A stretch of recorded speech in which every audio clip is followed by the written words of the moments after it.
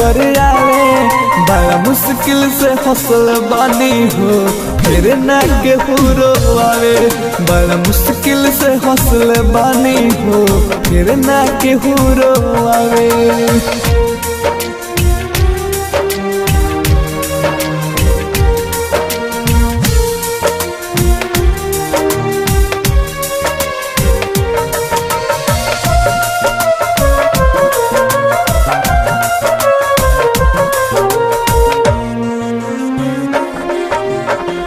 जैसे रहे दोस्ती है वो परोस है अब तो पैरू भइल यह गोलई के खातिर कुछ अपन लोग बगैर भइल।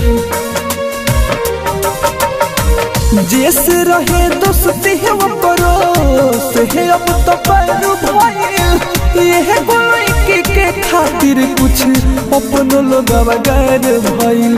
कुहू कत रहेला जियरा हमारे को कहीं ना चैन पावे बड़ा मुश्किल से हौसल बानी हो फिर ना के हुरो आवे बड़ा मुश्किल से हौसल बानी हो फिर ना के हुरो आवे।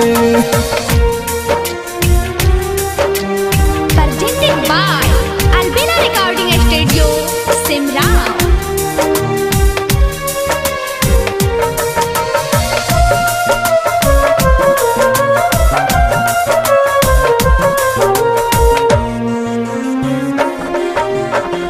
उहे कैलस घाट चहली दिल से हम जकरा के सभे टाइम पास कैल अपन समझ के करा के।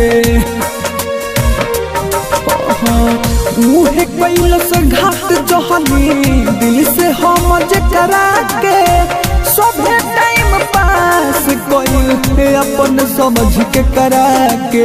ओ हमर जित है अकेला दुखवा पर मधुर से सुनावे बड़ा मुश्किल से हौसल बानी हो फिर ना के हुरो आवे बड़ा मुश्किल से हौसल बानी हो फिर ना के हुरो आवे।